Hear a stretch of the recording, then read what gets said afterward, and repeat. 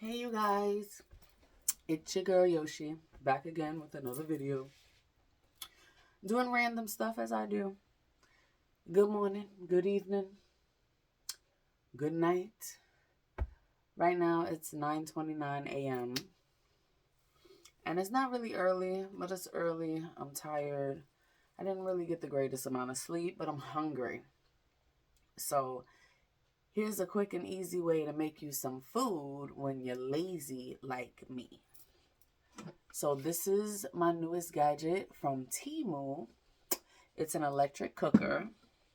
I searched rice cooker, and this is one of the things that came up. It's definitely not specifically a rice cooker, but it gets the job done for what I later found out that I needed it for. Temu has a way of doing that too. It has a way of having you buy things that you're like, why am I buying this? And then it's like, oh, here's a random reason why I should have bought this years ago. So the one I bought comes with the little steam tray attachment. It has this nice little glass lid. And today we're just going to make something real simple. Some instant ramen. And I found these Thai shrimp gyozas at Trader Joe's. So we're going to pop some of these bad boys in our ramen as well. So we just got to plug this bad boy in. I've used it already because when I told my son about it, he was like, "Oh, I want to use it." So he ended up using it, and then I kind of used it again after that. But that's neither here nor there. Let's see how it works now. So it plugs in the back very easily, very lightweight. Like even with food in it, it's very lightweight. I've already cleaned this, but I'm like, what is this in here?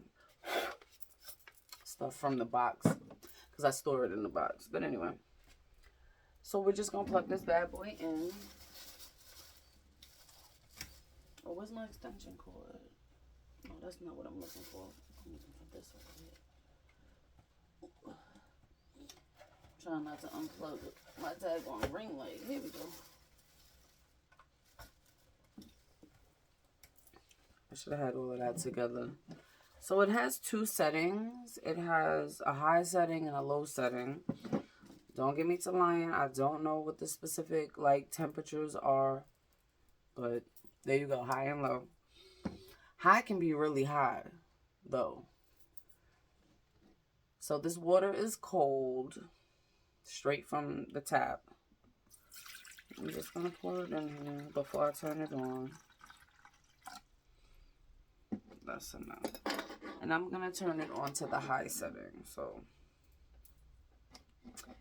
we're going to sit here and wait for the magic to happen.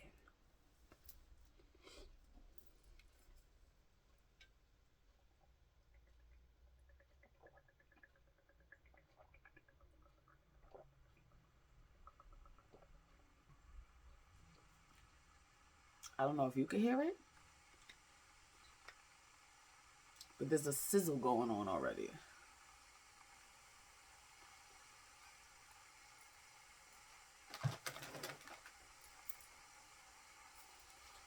And I can already see bubbles. I don't know if you guys can see bubbles, but I can already see bubbles. Now, funny story, I went for years without eating this ramen. When this one is broken, I tend to not like my ramen broken anymore. But I'm going to deal with it. But anyway, I went years without eating this ramen because I found a different ramen that tastes way more authentic to, ramen, actual restaurant style ramen. So, I stopped eating this and I was, reintroduced to it last summer by my little cousin who, is addicted to it. She eats it all the time. And, I've missed it so much. I've made this ramen, at least 5 times in the last 3 weeks. And that's crazy because, it does have a lot of sodium. So, like, I do try to tell people, don't drink the broth. I used to be one of those people who drank the broth before I started reading ingredients and stuff on the back of packaging. And, like, 33% of this meal is going to be salt. And that's a lot. So, I try to stay away from drinking the broth. So, we getting it. Can y'all see them bubbles? Yeah, y'all can see them bubbles.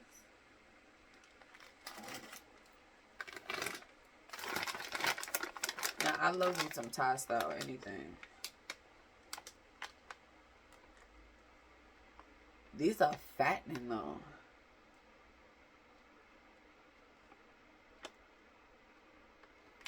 Now on these, they only have the instructions to pan fry, to steam, or to microwave. But if you know dumplings like I know dumplings, you could definitely boil these bad boys. So as soon as I put in the noodles, I'm going to put in the dumplings. That's why I'm waiting for a real good boil. Like, you can see that steam coming up. Because you already know, once I put the cold frozen dumplings in the water, it's going to change the temperature of the water. So I just want to get this boil going, you know, pretty decently, so that when I drop everything in, it's not that drastic of a change. Now, I didn't know that Trader Joe's had, like, so much, like, awesome stuff. I feel like my prior trips to Trader Joe's, besides, like, this one that I just went on, I was just out there doing frivolous things. Like, but, like, now I feel like I'm a big girl, and I know how to shop for real, for real. And I just want to live in Trader Joe's. Like,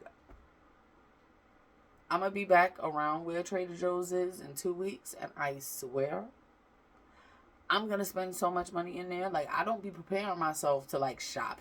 But when I tell you I'm going to shop in the next 2 weeks at Trader Joe's is really freaking awesome. Like, all right, so we got the bubbles coming to the top, coming to the top, coming to the top, coming to the top.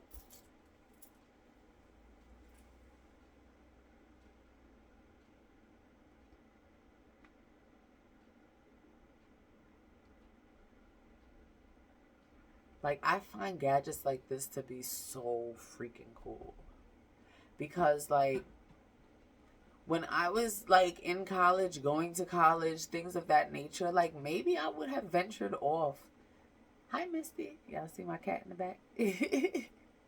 Maybe I would have ventured off if I knew that I could just do stuff like this in my dorm room. Like, I could buy mad gadgets and never leave my dorm room. My mother was like, oh, well, you probably can't cook in the dorm room. I'm like, they probably talking about open flames. But I could plug a whole bunch of stuff into the wall and they would never know. All right, so y'all see that good little boil going? Okay. That didn't take no time.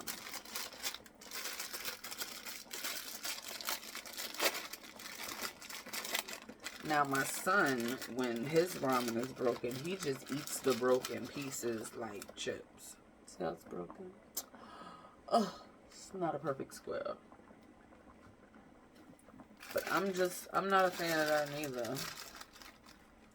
So I'm going to put my noodles in there. Well, let me see.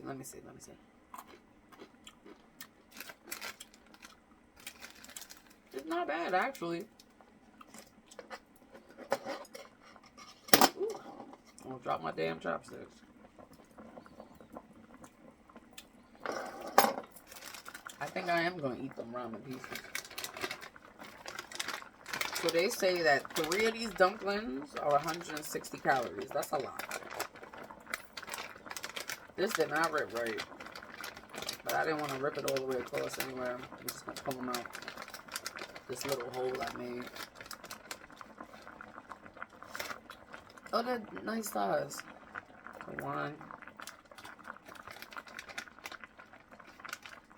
See how that boil slowed down. 2. But it still got back up pretty quickly. Come on, boys. And 3.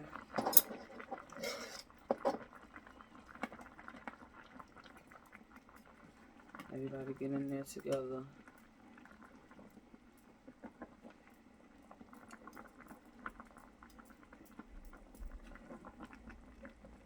There we go. All right.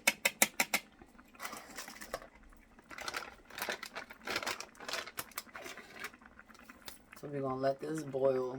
Now, I like my noodles to be al dente. Soggy noodles is like a really, really, really big pet peeve of mine. I cannot stand soggy noodles. Ooh, I done spilled some. That's why you always gotta have napkins on deck. I could tend to be a little aggressive with the chopsticks. I don't mean to be. I don't mean to be as aggressive as I really truly am, but such be life, y'all. Such be life.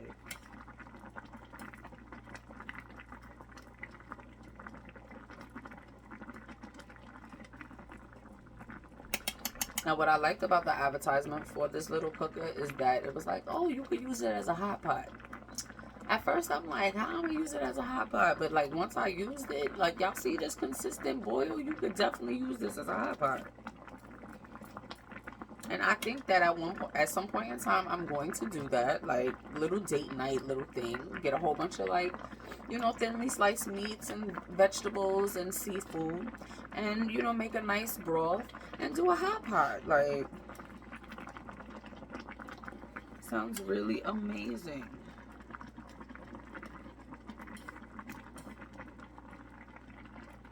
All right. This water is so starchy. But I think this is a good time to add our seasoning packet.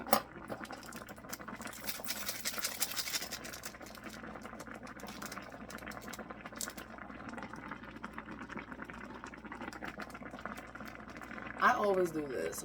Do y'all know anybody else that can rip the top of the seasoning packet off and the seasoning packet still not be open? I do it all the time. There we go. Back in the day when I used to make this on the stove, I used to take water from the sink and make sure I got all of the seasoning out this packet. Now, take it from me. This thing gets so hot that you have to make sure that you stir the bottom because things can get stuck on the bottom from boiling. Like, that's insane. But it really can.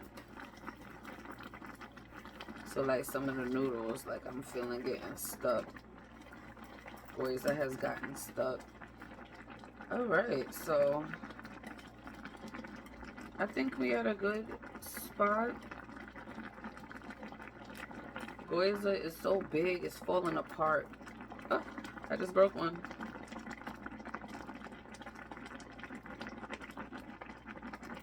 Oh, that's done. Alright, so I'm gonna turn it off.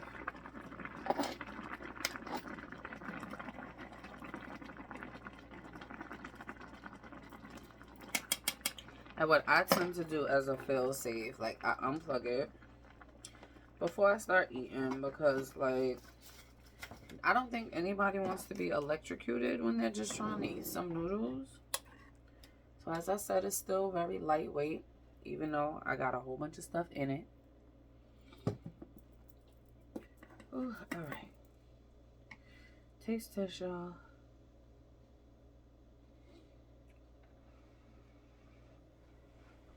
And in all honesty, like, before I do this taste test, you gotta have your Frank's Red Hots, like, because you're supposed to push that ish on everything. You know, throw some hot sauce in here. That's how you make ramen black. When you don't have chili oil and you use hot sauce, it's black ramen.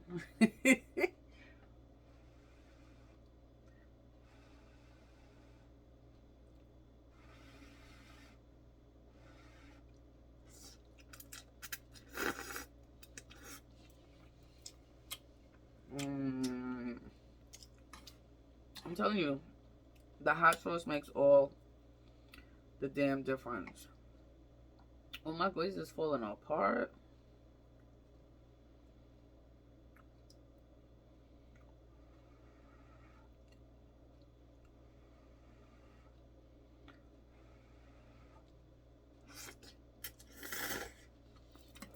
Oh.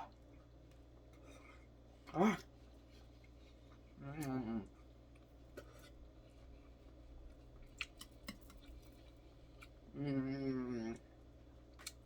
So I'm gonna have to get me a little spoon to spoon out these guiza. But like, you can taste the lemongrass. Oh, it's so good. I would definitely recommend this to anyone who loves Thai food. These are quick. These are easy. They're very flavorful. I can't wait to pan fry me some because they're going to be amazing pan fried. I wouldn't boil them. There you go. They kind of fall apart when you boil them, but in a ramen dish like this, I don't think it's an issue. I wouldn't just be boiling them to be cooking them. But this kind of, you know, with stuff falling apart, it just adds to the flavor profile of the ramen. So that's not a big deal. But this is definitely a top-notch breakfast. And we did that in 15 minutes.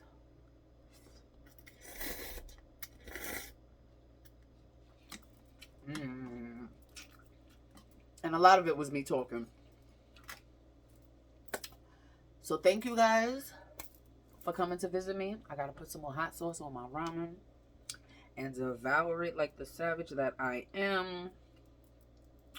So make sure you come back to join me in some more shenanigans on the next episode.